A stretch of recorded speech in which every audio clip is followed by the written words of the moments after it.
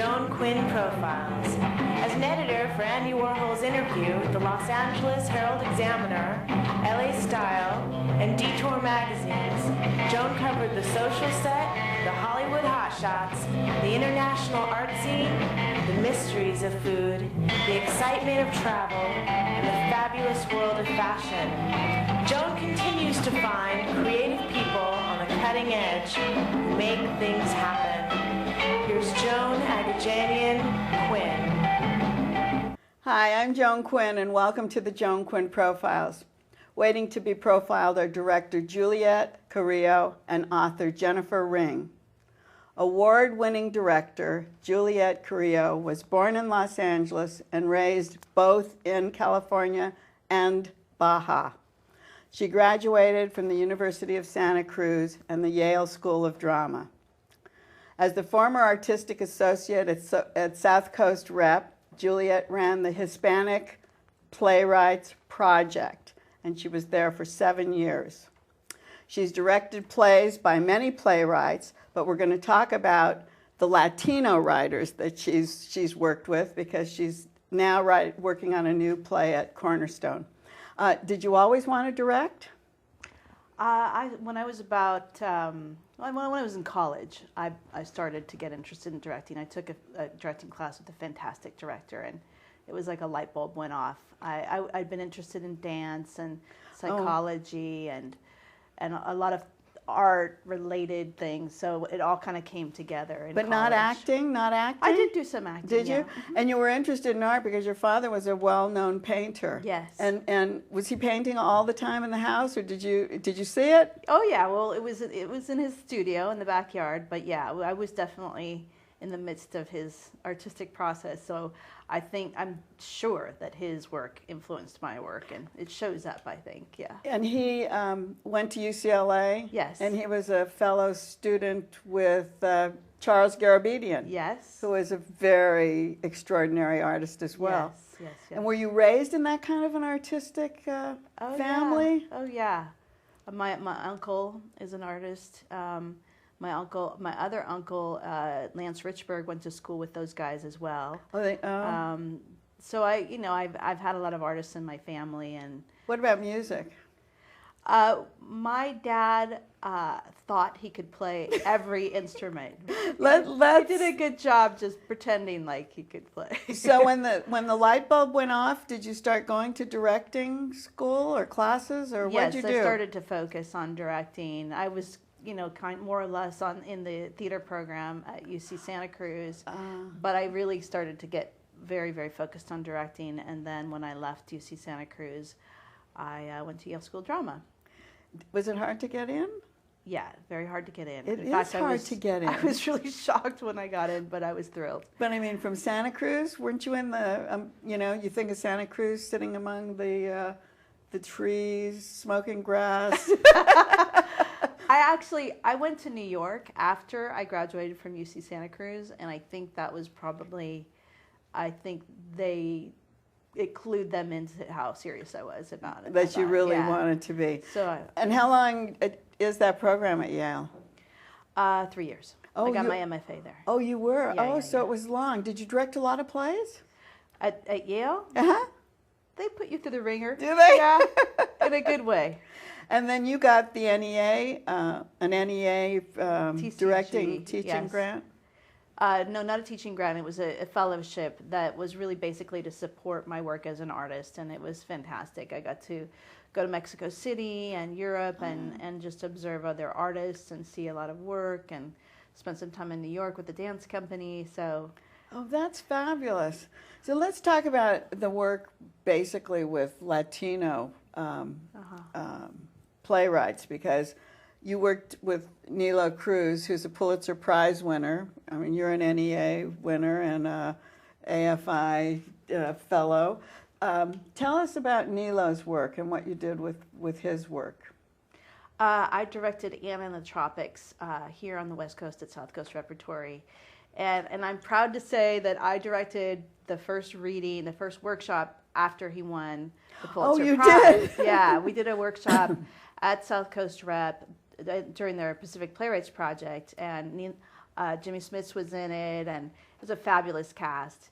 And it was just days after he won the prize. Was he floating? Oh yeah, everybody was. We were all. Everybody was. It felt like such a great thing to be able to see. I saw it at the Public Theater in New York with Adriana Sevan. Who did it in my production? She did it in your production? Yeah. She's on her way to Armenia. She's gotten a grant now too, and she's going to write her story. Yes. But I was. She was so fabulous. I didn't know she did it with you. Yeah, she did it. We did the production a couple months after that reading at South Coast, and Jimmy Smits unfortunately left our cast to go to Broadway, but we had basically that same cast, and Adriana Sevan was in it, and Jonathan Nichols was in it. Oh, her fiance. And at that time they weren't. I'm blamed for getting them together. So we know all the inside. Yes, you said we were going to dish, but we're not going to dish. We just happen to know it. So then, how did it feel to have Jimmy Smits leave your thing and go to Broadway? I mean, you were just directing him, right? Yeah, it was sad, but it's expected. Did you feel like you'd really done something? Directing like this guy who's now was like so well known on TV, and now he's going to Broadway after you'd been directing him. It happens all the time in the dear. theater. People leave you all the time for a better gig, or especially in this town, you get people in theater leaving for a film or TV all the time. So. No big deal. No big deal. Used to it. Jose Rivera wrote Motorcycle Diaries, and he got a lot of accolades. And you directed one of his plays, references to Salvador Dali, Make Me Hot. Salvador Dali, the painter. Yes. What was that about? The play is about this woman who's stuck in Barstow, California. She's married to someone in the military. Ironically, I went to Barstow when I was doing research just to kind of check it out, and my car broke down, and I got stuck overnight in Barstow, California. But anyway, it's really, she's on the verge of kind of losing her mind because she's stuck in this marriage in this military town, and her husband's in the military. And so she starts having these crazy dreams, and it's so beautifully written because the first act is realistic. The middle of the play, it goes off into her dream world, and then at the end of the play, it comes back to her real world, and the audience doesn't really know what's happening until the very end. And that's where a director really makes the difference. Yeah. Because when you say the audience doesn't know what's going on, when I saw it, I didn't know what was going on. And when you have to bring it all together at the end. You talked about researching, which I think is great, going to Barstow. When you did Anna in the Tropics, did you go to Cuba? I didn't go to Cuba, but I went to Tampa, which is where it's set. It was set in Florida, but they were from... The Cubans had come to that area, so yeah, I did go out there. I went there with my designer, and we ended up. It's set in a cigar making factory, right. So we went to some cigar making factories, and we actually got some props that we used in our play. Oh, they were older because it's set in the 30s, and so. That's great. Yeah. Now, Octavio Solis. Yes. Which was a play at the Taper, but it was also at Denver, and it was at Yale, and it's called Lydia. Yeah. That must have been absolutely impossible to direct. It was so brilliant. I saw the production that you directed. It was brilliant, but how could you ever get them to perform like that? Well, I was very lucky. I had we had different casts and different design teams, but some core people stayed with each production. And I think, I would say in every production, the writing really inspired a vulnerability and a rawness in the process. And I think everybody just was so just taken and kind of infused by the writing that it just took them to a place that they needed to go, and they took tremendous risks. A very courageous crew, a very, very, very courageous group of people. The writing was risky. Yeah. I mean, it faced all these things that Latino families aren't supposed to do or face or even talk about. That's right. And there they were, all on stage. All on stage. Woo! And Edward Machado you worked with. He's at Intar in New York. Yes, we did a production of The Cook at Seattle Repertory Theater last year, and that was fantastic. It's such a beautiful play. It takes place in the kitchen of a Cuban household in Cuba, and it's the servant, the cook, and her life, and kind of the history of Cuba through the perspective of a kitchen. I love that. Yeah, and there was cooking throughout the whole play. Oh, I love that. So I got to design smells, which I've never done before. That was cool. Were they actually cooking on stage? Oh yeah, yeah. Sofrito, which has cumin and onion and, really has a very strong smell. We were really literally trying to figure out how to get the theater filled with oh, smell. how great. Get it in, but then you have to get it out. Theater too. So, but yeah, I've been very, very lucky that I've worked with incredibly talented writers. And interesting. So interesting. Ethnic stories, but stories that really relate to all of our kind of feelings. Very universal. Yeah. Now you're working at Cornerstone, yes. or I don't know, you've been working at Cornerstone. Yes. You're part of that ensemble over there. Yes. And are you part as a writer, or director, or? Primarily as a director. I mean, we all kind of do a little bit of everything, but primarily as a director. So tell us what you're doing there. We are premiering a play called Touch the Water. It is about the LA River, the Los Angeles River. Who wrote it? Julie Hebert. And how it works at Cornerstone, it's a very unique company. We're interested in communities. We're interested in community stories and bringing communities together and bridging communities.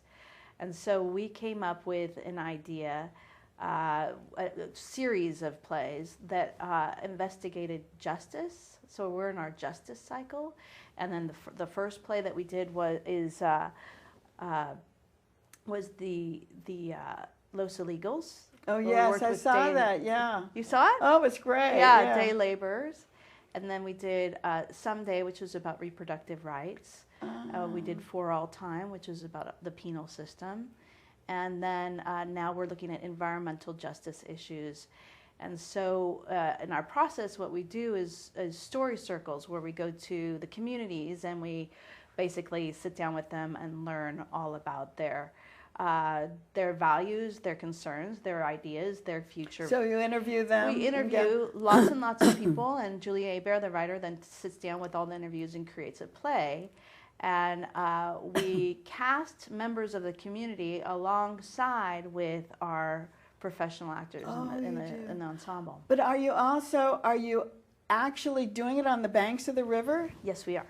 That's phenomenal. Yeah. How do you do that? You just bring your chairs out and put a stage up? Yeah, basically, it's not that easy. We have to bring out tons of lighting equipment and sound equipment, and we have bleachers out there, and the set. We brought the set out, and it's got music in it, so we have a live band. That's so cool. And the people in it are biologists, environmentalists, people. The founder of Friends of Los Angeles River is in it. People that live in the area, environmental activists. People that love the river. That's our community. That is so great, because there's a film out by an Armenian filmmaker called The Blue Hour, and it's about 5 stories that revolve around the LA River. Okay. And things that happen, and you're part of this whole river movement. Yes. Thank you so much. You're welcome. Thank you. We'll be right back with Jennifer Ring.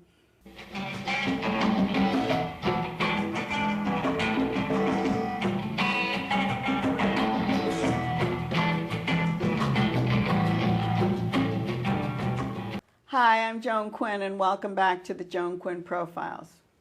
Author Jennifer Ring is a professor of political science and former director of the Women's Studies at the University of Nevada in Reno.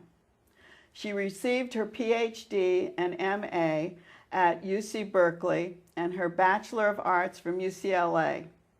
She's written books and articles, including the one that we're going to talk about today, Stolen Bases, Why American Girls Don't Play Baseball. And you've taught at all these places. You've taught at Berkeley, you've taught at Stanford, you've taught at Columbia. University of Southern California, University of Nevada. What did you teach at all those colleges? An array. I did. I was trained as a political theorist, so I taught political philosophy, and I got my degree at a time when women's studies was just beginning to become academically respectable, and so everyone asked me to teach about women, and it was actually not what my training was in. I can teach American politics and American culture, and I can teach Plato and Aristotle and political philosophy, but they figured because I was a woman I would know something about women in politics, women in history, so I got drawn into the discipline as it was growing. In all those schools? Those were the subjects, yep. pretty much? I taught at Berkeley. I taught political science and women's studies, and it was actually not at this USC. It was the other USC, University of South Carolina. I said Southern California. I meant right. South Carolina. Yeah. Thanks for correcting me. And I taught feminist theory, political theory. It was a growing discipline at that point, and but there weren't any courses, were there, like gender studies at that time? Did you make they were just it was just beginning to be a discipline. When I was asked by UC Berkeley after I got my doctorate, and they asked if I would be interested in teaching a course on women in politics, and I said, I don't know anything about that, and how can I fill a semester on that? And I began doing research to prepare for the course, and 150 students turned out the first time I taught it. And so I was drawn into that field. It was fascinating. There was more to teach than I could fit into a semester. That's amazing. So then were you a feminist? You know, of course, if what a feminist is someone who kind teaches women's studies.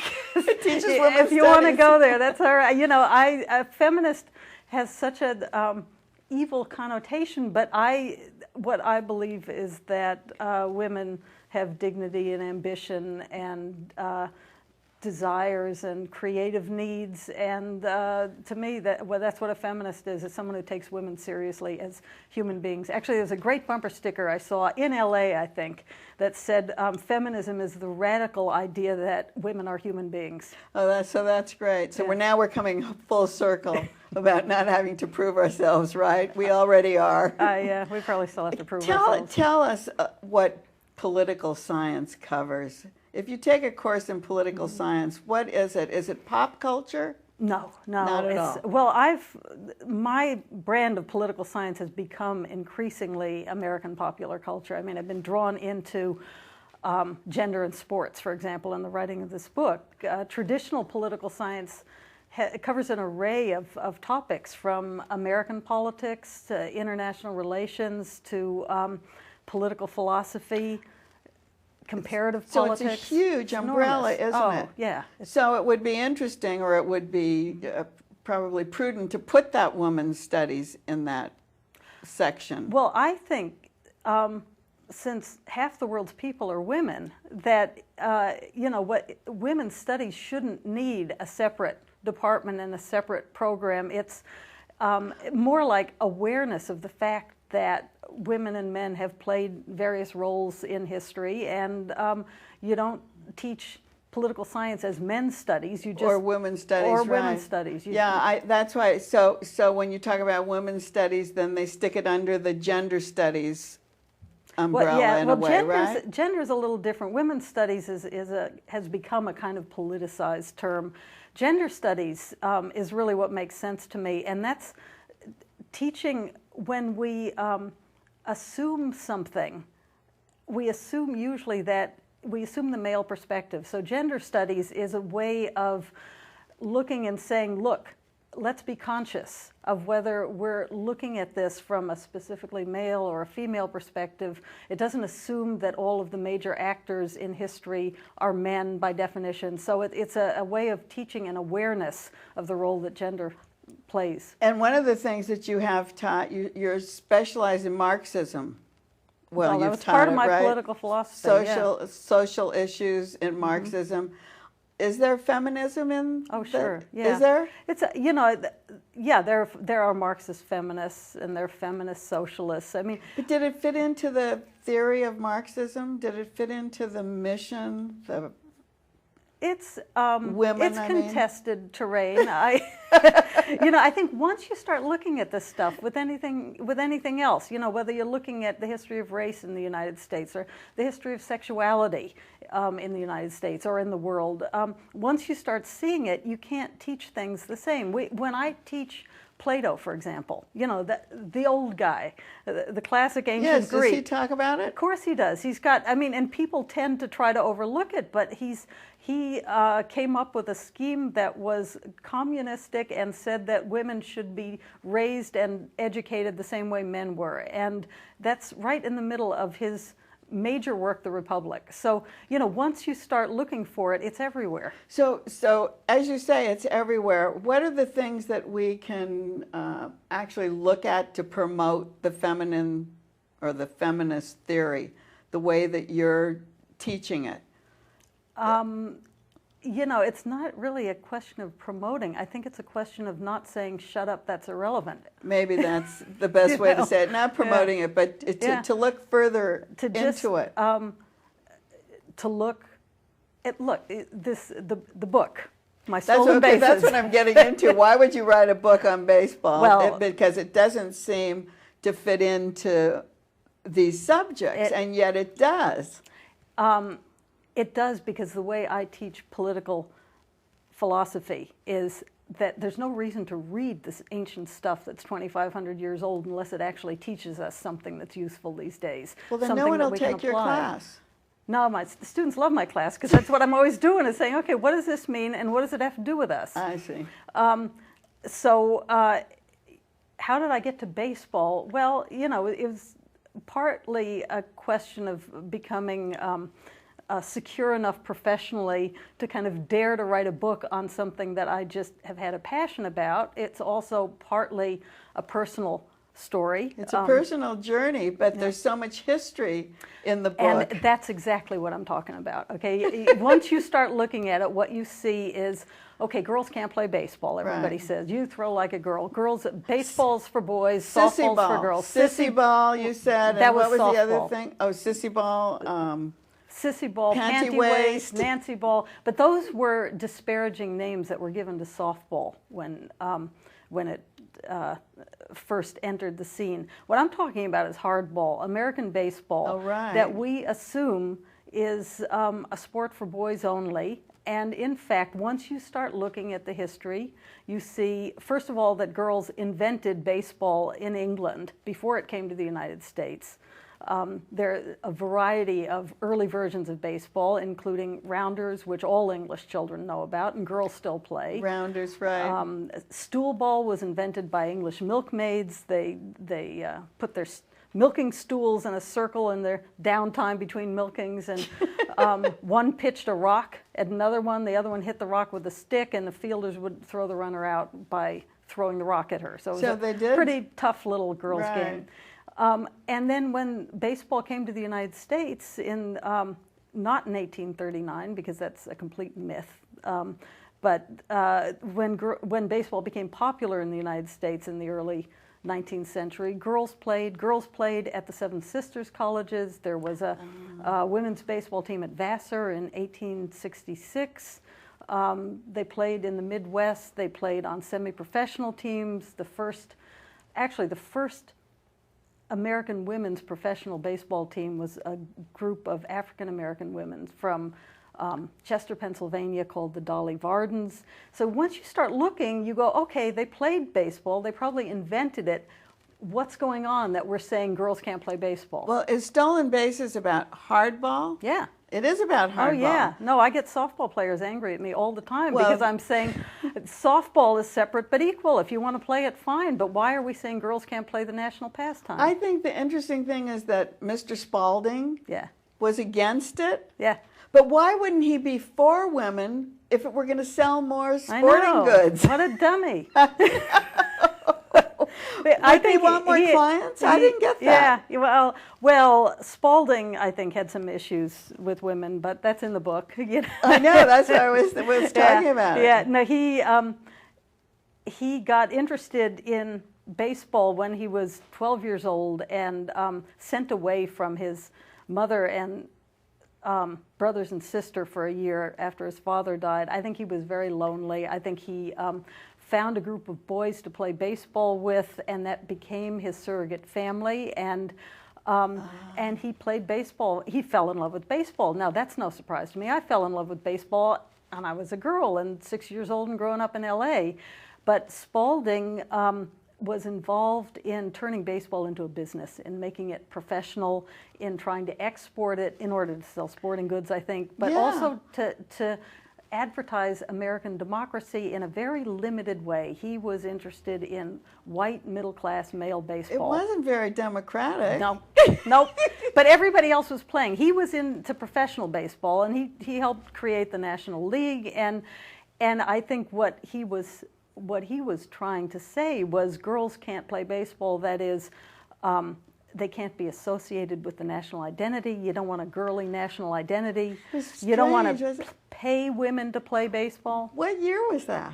That was 1897, actually, is when he took a couple of teams on a world tour, and when he came back, the British people who saw baseball, this great American invention, saw it and scoffed and said, that's just rounders. We played that with the girls when we were young. Oh. And Spalding got very incensed and defensive and put together a commission that baseball had nothing to do with England and had nothing to do with girls. Because it's the all-American pastime, right? Right, but you know, and it is, because girls have been as passionate about baseball, both from the standpoint of being fans and being players, as boys have. The nation fell in love. It's a great game, you know. But and your story and your book, Stolen Bases, did have to do with your daughter, and that's the reason you wrote it, basically. No, that was the catalyst, I would say. That was the catalyst. But you sound like you were much more into it before that. Oh yeah, no.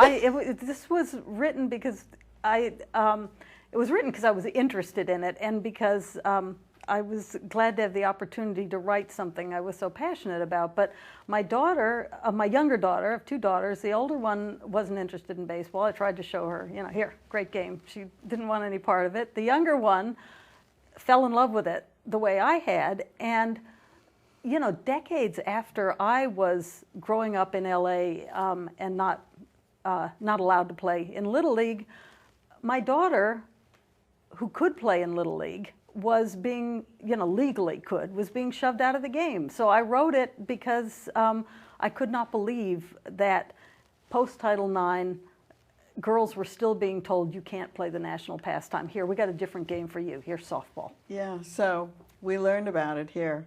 Yeah. Thank you so much, Jennifer. My pleasure, Joan. Jenny Ring, it's a really, even if you don't love baseball, it's interesting to see all of the history surrounding the game. Thank you. Thanks so much, Joan. Keep writing, jaquinn1@aol.com and 777 South Figueroa, 44th floor, Los Angeles 90017. We love to see your writing. Bye.